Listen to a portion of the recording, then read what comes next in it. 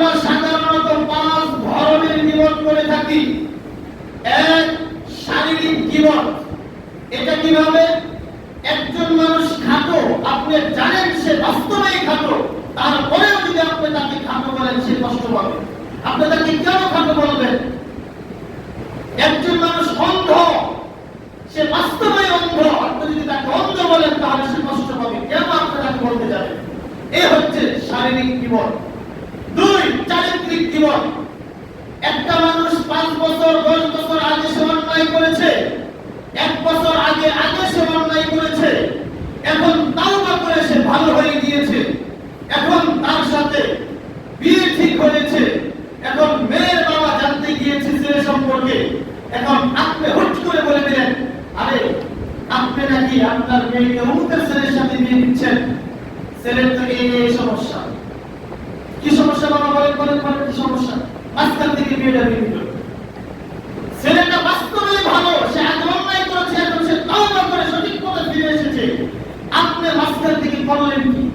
কি করলেন? এটা আমাদের সমাজে করা হচ্ছে না, এখন অহরহ হচ্ছে। এটা হচ্ছে চারিত্রিক গীবত। 3, বংশীয় গীবত। আরে অমুকের কথা বলেন না, চুরের গোষ্ঠী, চুরের বংশ, অথচ ওই লোকটা তাহাজ্জুদ করে 5 ওয়াক্ত ফরজ সালাত আদায় করে ইসলামকে যথাযথভাবে মেনে চলার চেষ্টা করে, তার বংশের কোন এক কালে কোন এক সময়ে হয়তো বা কেউ চুরি করেছিল, আপনি তার উপরে ভিত্তি করে পুরো বংশের লোককে বলছেন আরে চুরের বংশ। এ হচ্ছে বংশীয় গীবত। 4 নাম্বার, পোশাক পরিচ্ছদের গীবত।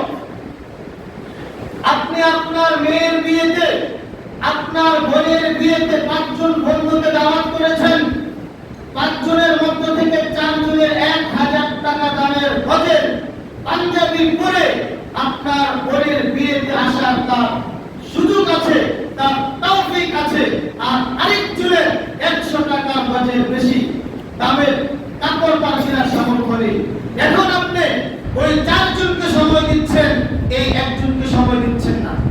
ওই 4 জন বলছে কি রে বন্ধু, আমাদেরকে সময় দিচ্ছ, আমার ওই বন্ধুকে তো সময় দিচ্ছ না। তখন আপনি বলছেন আরে ওই এমন একটা পোশাক পরে এসেছে, এটা কি বিয়ের অনুষ্ঠানে পোশাক পরে আসে, আমার মান সম্মানটা শেষ করে দিয়েছে। এই কথাটা আবার ওই ব্যক্তি শুনে ফেলেছে, তার কাছে খারাপ লাগবে কি লাগবে না? আপনি জানেনই তার সামর্থ্য আছে 100 টাকা দামের কাপড় পরা, এর থেকে বেশি সামর্থ্য নেই, তার সাধ্যে যতটুকু আছে সে ততটুকু করেছে, এটা তার অধিকার, আপনাকে দাওয়াত দিতে বলেছে। এই হচ্ছে পোশাক পরিচ্ছদের গীবত।